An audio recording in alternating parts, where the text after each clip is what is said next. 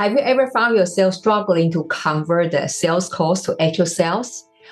Do you grapple with balancing persistence and pushiness? Or find yourself tangled up when dealing with objections? How can you overcome these sales challenges? Well, that's exactly what we're gonna uncover in today's episode.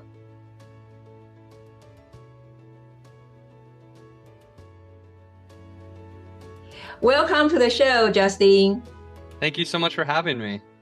I already introduced you in the introduction. But we always love to hear, our experts' personal journey. And so I would like to ask your first question is, what kind of role that does God play in your business? Today, when we go to your website, today we have seen that what you have achieved. We see that, wow, everything is all well put together, right? And, maybe you are one of those few people you always that when you got started, you just invite God to your business right away. Or, like myself and a lot of other people, we kind of learn a hard lesson. And so, yeah, share with us that maybe generally speaking, how did you arrive today, become such an expert in your business, and also that what kind of role that does God play in your business? Yeah, that's a great question, Kelly. Well, I'll say this. I started out in sales when I was 18 years old. I sold Cutco kitchen knives, if you've heard of those. Very expensive, nice knife sets in the United States. And I went from that into financial planning, and I thought I was going to do that for the rest of my life. And I remember a day that God called me into coaching. I had hired coaches, but in the past, and there was a moment where I was walking home from work and I almost went weak at the knees. I felt like God hit me in the chest with a message that I was supposed to be a coach. And I had not imagined that prior to that day. Like I had not imagined leaving my job, but it was so clear. It was like the first time in my life I felt like God like spoke directly to me. And I quit my job the next day, which was really scary, but I was young and single and didn't have that much financial need. And then I went from that into working for the coach that I had. He offered me to work in his business as a lead salesperson. And I had 4 years helping us build a multiple seven-figure business there as the lead salesperson. And in that company, as in many personal development companies, I think it became very spiritual, but it was not Christian. And that divide became wider and wider and wider. And over time, it began to feel like the company was not in alignment with my faith and that the spiritual practices were missing like the true spirit of God. And so I had this kind of decision point where I felt like I had to decide, was I going to stay there, or was there the potential for me to do similar work but Christ-centered work? And I felt like God was calling me to that. And so I remember quitting that job to start Faith to Influence and being really scared the first few months and nervous and tossing and turning at night, not sure if it was going to work out or not. And I remember having to like surrender to God again and again and again and trust Him when I was doubting myself. And in our first year, we did over $250,000 in business, and God really showed up in a huge way. But again and again in those early months, I had to just surrender and let go because I wasn't strong enough on my own, and I doubted myself. And if I just put my faith in God, it became easier. Well, I'm glad you shared that. And now I think a lot of listeners or viewers on YouTube gonna have this question. First year, over $250,000. Can you tell us what did you do Yeah. and who you serve and how did you make that? Of course, we know on top of it, it's God's wisdom. Yeah, no doubt God's blessing. I'll start by saying this, Kelly. I did not imagine that that was possible for me. I remember telling my wife at the time that, man, if we could just show like $50,000 of revenue, like show that this was going to work, then I could keep doing it. And if not, I was going to go get another job. And I didn't think that it was going to be a multiple six-figure business in the first year. But I think there were a few things beyond God's blessing that like had prepared me for that.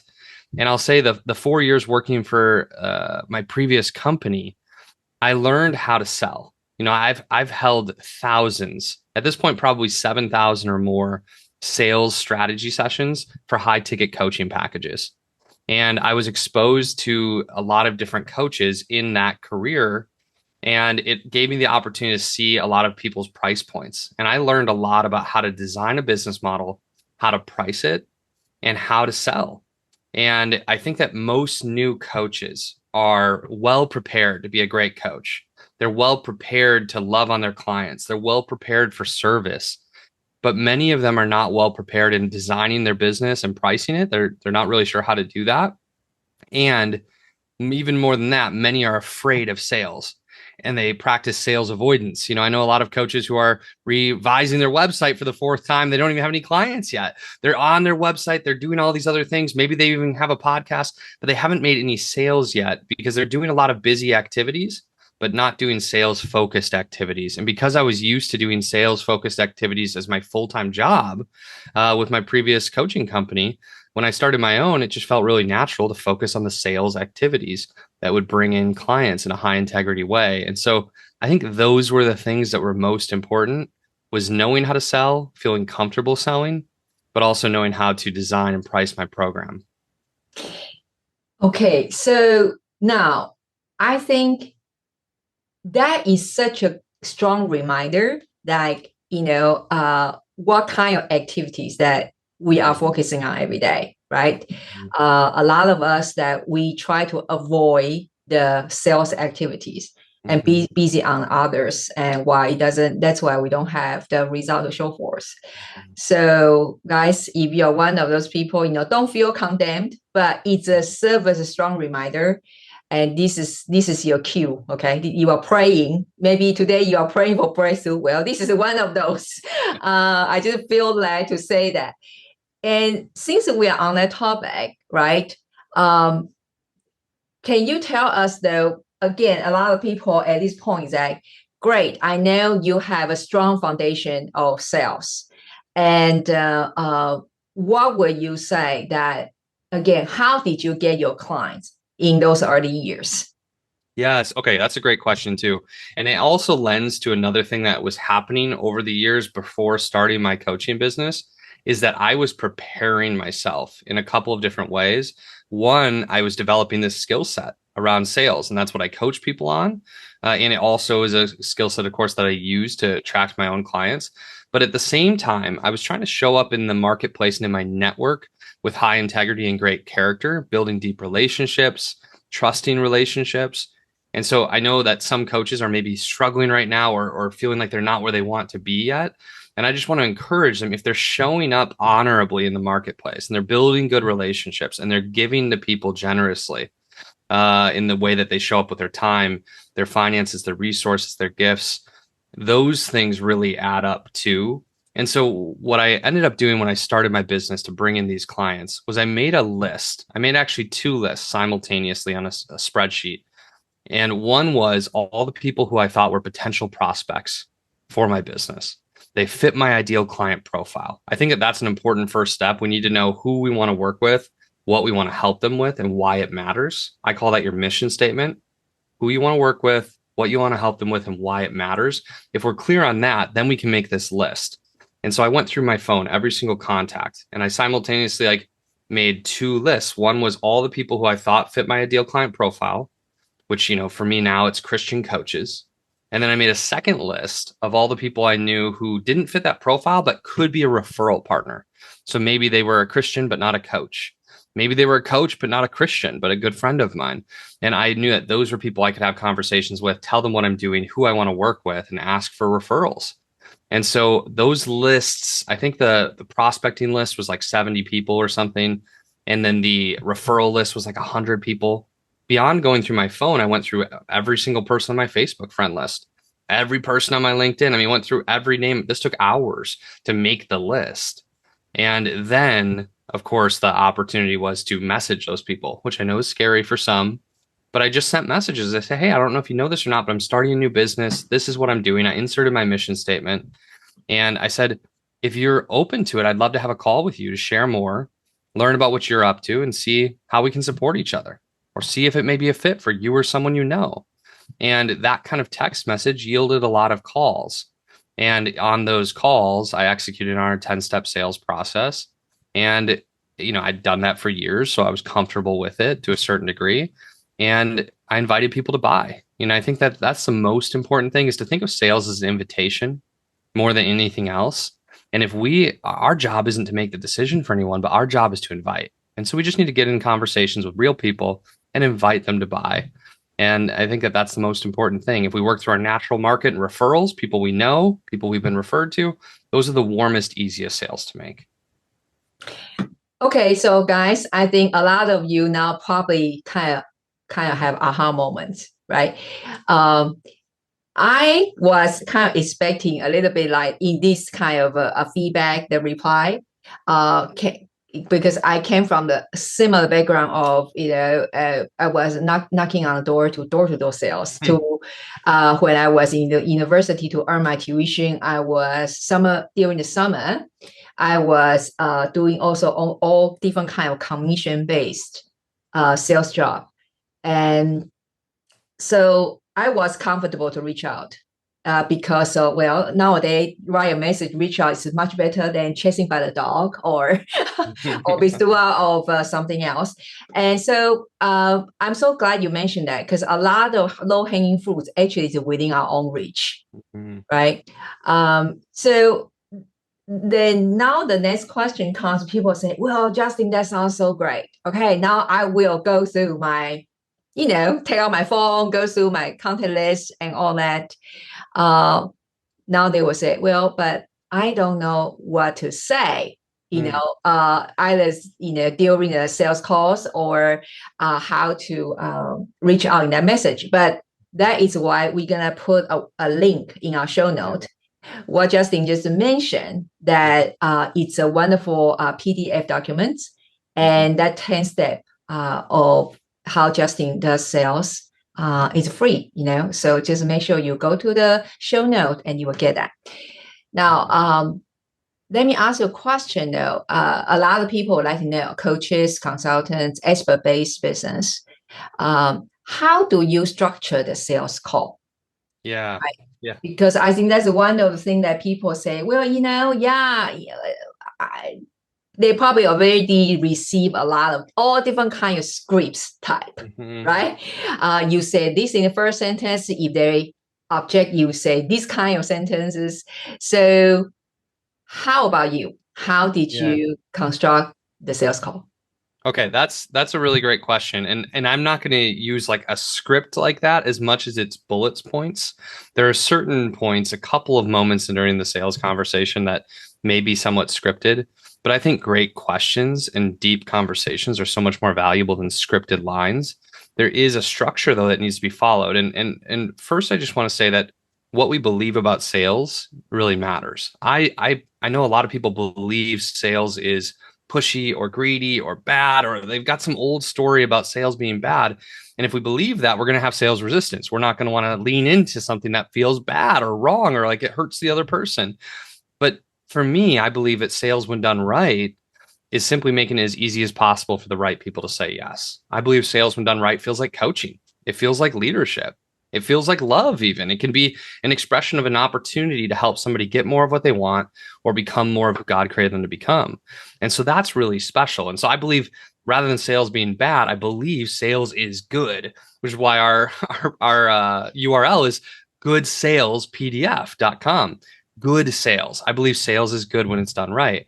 And so because of that, that's how this process is designed. It's really conversational. I think that listeners will find that it's like high integrity. Do you want me to run over like the 10 steps in like brief, like in a couple of minutes if I can? Yeah, sure.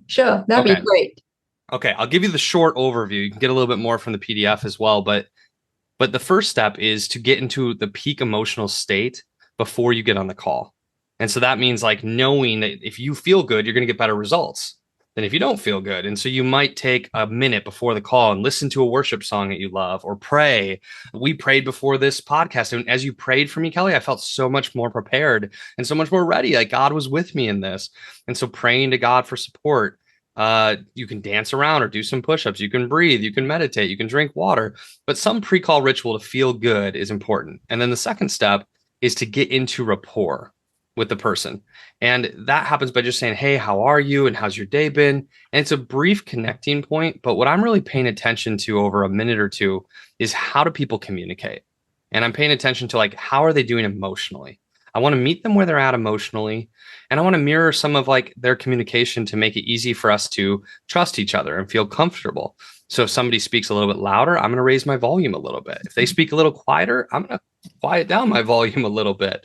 If somebody's faster, they want to get to the point in their communication, I'm going to go a little bit faster and be a little bit more direct. If somebody likes to take their time and tell stories, I'm going to slow down, take my time and tell an extra story or two and connect with them in that way. And so that part's important. But then what I really want to do is transition from rapport, from that 1 minute of connection into the pre-frame of the conversation. And this to me is the most important part. The pre-frame is where we set the stage for what's going to happen next. We structure the call. We also get consent to sell. And so my pre-frame is going to sound something like this, like, hey, Kelly, thanks so much for taking the time to connect today. I want to make the best use of your time and mine. So I'd just like to lay out a simple structure for this call. Would that be okay? Yes, cool. The reason we're talking is Sean Q tells me that you're a great person, a great coach of Christian leaders. And I work with Christian coaches to help them optimize their business model, their pricing, and their sales strategies so they can scale their income and scale their impact. My outcome on a call like this is to get to know you a bit and to discover whether or not it's a fit for us to work together. And the way I'd like to get to that outcome is by asking you a series of questions about where you're at in your business right now, what your vision for the future is, and what some of the challenges are that you're facing. From there, I can give you some perspective and coaching based on what I hear. And if it seems like a good fit, I'll explain really specifically at the end how I work with my clients so that you and I can decide either to work together or not work together. And either way is fine. Does that sound good? That's like the one part in the beginning of the conversation that's really scripted for me. And when they say yes there, they've given me consent. They know what's coming. I've provided like some leadership. And then I'm just going to execute on what I pre-framed there. So I'm going to ask them questions in discovery about their present and past. I'm going to be super curious. I'm going to ask them questions in vision about their future and what they really want. And you can do this in no matter what you're coaching people on, their marriage, their fitness, their business. What do they really want? And then from there, what's the gap? What's the biggest challenge they're facing? Let's find that problem that they need to solve. And then I want to do a step called potential futures and say, what's going to happen if you don't solve this problem? And ask some curious questions about that and really try to understand. And what would happen if you did? What would life and business be like if you did solve that problem? And then I want to ask if they're committed to solving the problem. How committed are you to solving this problem? And if they're committed, I want a little statement of certainty. If you're committed, I'm confident I can help. Would you be ready to hear how I work with my clients? I'm going to ask for consent one more time. Are you ready to hear how I work with my clients? And then I'm going to make my offer, receive any questions and objections they might have, ask curious follow-up questions there, and ultimately decide whether or not we're going to move forward. That's my process. And if you have that kind of bulleted out, like what it's really going to feel like is a conversation. We should be masters of great questions more than having great statements to share. And we want the other person to feel really understood, really received, really heard and seen. That's what's important about the sales conversation, and help them make the best decision for them. Yeah, I love the way you say it's very important is they feel they are seen and they are heard. And basically, I love to explain to my clients, it's almost like they actually already experienced the style of your coaching during that call, right? Yes. It's a little bit like, in America, you guys go to Costco, right? So you have a lot of vendors that give you a piece of sample to take. And if it's yummy, then you're going to end up buying a whole box. Not every single time, but most of the time. So it's a little bit like you need to that your content, or let's say you were in this case is during the sales call. Yeah. You need to let your client have a kind of taste of how you're gonna help them. And so it's either it's a great fit or not. Right. So it's really no pressure at all. So what would you say? Now I got this asked all the time, and I'm sure you as well. They say, well, Justin or Kelly, you guys told me that I need to be persistent. Sales is from the follow up, but I don't want to show that I'm pushy, right? So how do I do that? Yeah. Okay. Really good question. And I think I've got a three-part answer to this as you're asking it that popped in my mind immediately. The first is at the end of a sales call, like when there's objections and things like that, being persistent without being pushy is about being curious and calm. So it's to say, I understand it is a big investment. Tell me more about that. Is my how we might respond to an objection. Or I totally get it. I'd talk to my spouse about this as well. Let me ask you a question. Have you made your decision for you yet? If he says, whatever you think, babe, do you know what you want to do? These kinds of like calm, curious responses while validating how the other person feels is a way to be really persistent without being pushy at the end of a sales call and to seek to find truth. And it just requires a little bit of courage to ask those extra questions. Being persistent in prospecting probably looks different if it's a follow up with somebody you've already talked to versus if it's somebody you're talking to for the first time. If I'm like sending a message to somebody from that initial list trying to line up a call, and let's say I send that text and they don't respond, the next day I might just send a simple message that says, hey, just checking back in on this and give them an opportunity to respond again. If they don't respond to that second message, I'll maybe wait a couple of days. And a third attempt, if you want to be persistent, I'm going to send a funny GIF or GIF, which is like that moving video. And I've got one that has the Cookie Monster and he's wearing a tie and he's like holding his head in his hand and he's tapping his fingers on the table like he's waiting. And it's just funny. Like people laugh at that. So it's a way to be persistent, but it doesn't feel pushy. It just feels funny. So I try to interrupt the pattern on that third attempt. And if I wanted to make a fourth attempt a few days later, if they hadn't responded, like I don't typically do this as much now. I've got a really full pipeline. But when I was with my former company, I always made 4 attempts. Like, and if you've only got a handful of leads, you feel like you're light on leads, you should make 4 attempts. The fourth attempt is letting them off the hook in a loving way that allows you to not be pushy, be the opposite of that, just be professional. And so on that fourth attempt, I say something like, hey, John, I'm guessing that it's just a really busy season for you right now. I totally get it. I've been there. I'm just going to make a note to follow up with you in 3 months and see if it's a better time for us to talk then. People will respond to that message and be like, oh my gosh, I'm so sorry. I've been meaning to get back to you. Or if they don't, I can follow up in 3 months and I'm not being pushy. I'm being persistent. I'm being professional. In that next follow up in 3 months, I'm going to say, hey, just like I promised, I wanted to follow up and just check in one more time. Would you be open to having a call about this? And if they don't respond there, I'm just going to let it go. But I've given my best effort there, and I haven't done anything to blame them at any point. I've just taken ownership. Like, hey, it's super busy. Like, I get it. I've closed the loop on it after that fourth attempt. So it's not just this open hanging thing. And a final answer is when we've had a call with somebody. I just did a podcast episode on our podcast the other day on this. I want to end every call with yes, no, or the next call booked. So if somebody's not a yes or a no for my program, they want to think about it. They want to talk to their spouse. They want to pray about it, whatever it is. If I just left that open and said like, oh, they'll contact me or something, then I'm like, okay, should I text them? Have I waited long enough? And then if they don't respond to that, when should I text them again? Is their phone turned off? Like, did they just miss it? Should I email them? It becomes this awkward thing that ends up being stressful, and it can feel pushy to follow up. But if we don't follow up, the opportunity is lost.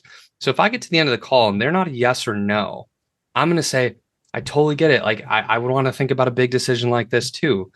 Why don't you take a day or two to think about it? And then let's line up a 15-minute call so that we can come together and I can answer any final questions you have and we can make that decision together. Would you rather talk tomorrow or would Friday be better? And I'm going to get them to line up a 15-minute call with me in the calendar. So I don't have to text. I don't have to follow up at all. I just need to show up to that next call. And it gives us both a little bit of a deadline. And people always show up to that next call with me. I'm trying to have that next call in a day or two, but I would go up to a week if I need to. If they want more time than that, I might have a conversation about moving forward with momentum and asking their permission to have that call a little bit sooner and telling them I'm going to respect them whether they say yes or no, but let's come to a place of decision together. Are you open to that? And that's leadership. That's persistence without being pushy. That makes follow-up virtually non-existent and super easy. And even if somebody is like, oh, this isn't the right time, maybe 6 months from now, I'll be like, sounds great. Like, can we just line up that call now? Like, I know it's far in advance, but that way neither one of us will forget. We'll have the call on our calendar. As it gets closer, if you need to move the time or I need to move the time, we can just message each other. But then we'll have a standing call so we can talk in 6 months. And I will do that and make a sale on that call in 6 months. But I don't have to follow up with them at all. It's already in my calendar. That is so great because that was one of another FAQ from my audience say that, well, and get ourselves crazy, like, what should I do next? Should I follow up? Should I,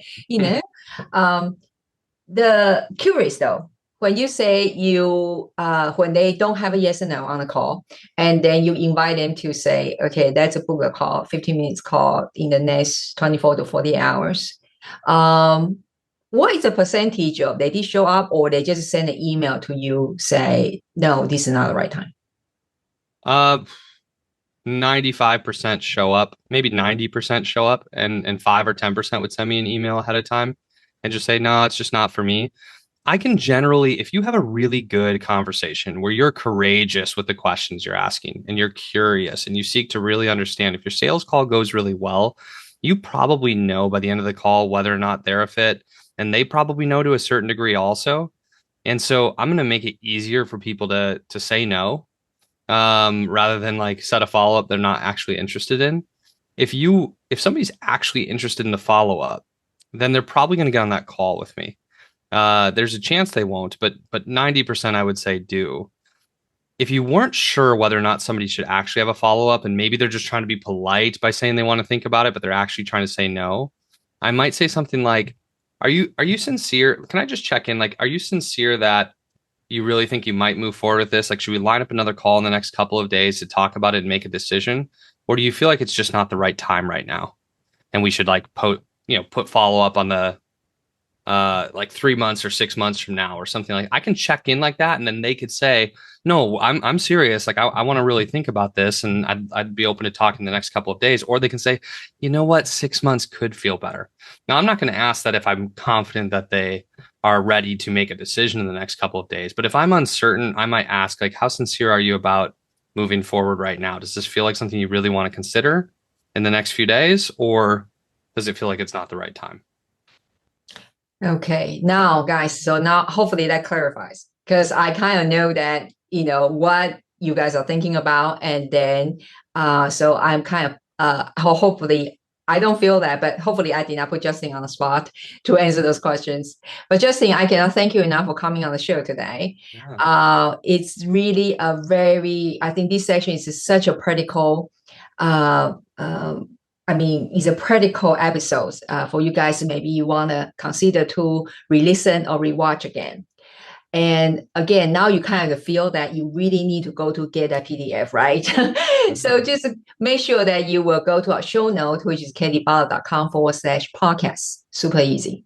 And then you're able to get to that PDF. And it's totally complimentary. But please don't just download. I think Justin and I, we will both hope that, literally, that's our prayer, okay? That before we hop on to record, that we say that, God will bring the right people to this podcast, this episode, specifically this episode, and you guys will take action. The whole point is for you to take action so you will be able to see the result that you have been praying for or desiring for.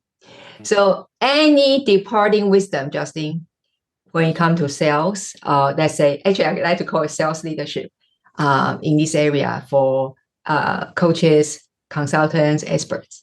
Yeah, well, I'll leave with this.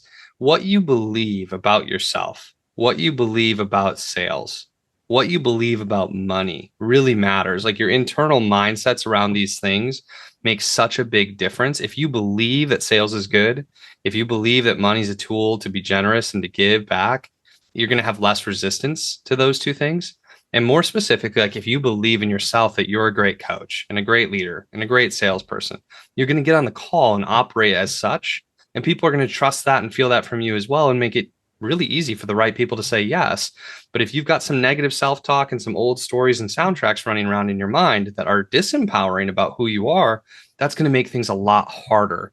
And so there's 3 ways to empower your identity if it's feeling disempowered. And one is to just write positive I am statements. I am a great coach. I am a great leader. I am a great person. I am generous. And to read them again and again. A second way is to pray for God to support you on the journey of developing a more empowered identity. And a third way is to surround yourself with good people who speak life into you, who believe in you, who encourage you. People like Kelly, listening to this podcast is one way to do that, but finding community that's really supportive of who you are and sees you for the best of who you are. And so if we work on that inner game first, then all of the tactics around sales become a lot more natural and easy as well. I am so glad you mentioned that, because here, we are always talking about identity aligned success. Before you want to solve other people's problem, make the money that you desired. First of all, that what you need to do is the inner work. There's just no way around it. So thank you so much, Justin, for coming on the show. And so guys, please go to download that PDF and take action. By the way, if you enjoy this type of content, did you know that we dive way deeper with checklists, assessments, and templates that you can think of, AI prompts, and so on, inside She Inherited Founder Academy. So just go to kellybala.com/founder to learn more. At the moment, we are preparing the very first batch launch. Now, if you hop on now, you can enjoy the founders special pricing and also a lot of special perks. Again, just go to kellybala.com/founder. And if you like this video and this episode, please make sure you like, subscribe, and share with others so more crisis-centered leaders have the opportunity to consume this type of valuable content. Before I go, I just want to remind you that you can click on the screen, go to the next business growth videos, and I will see you in the next episode.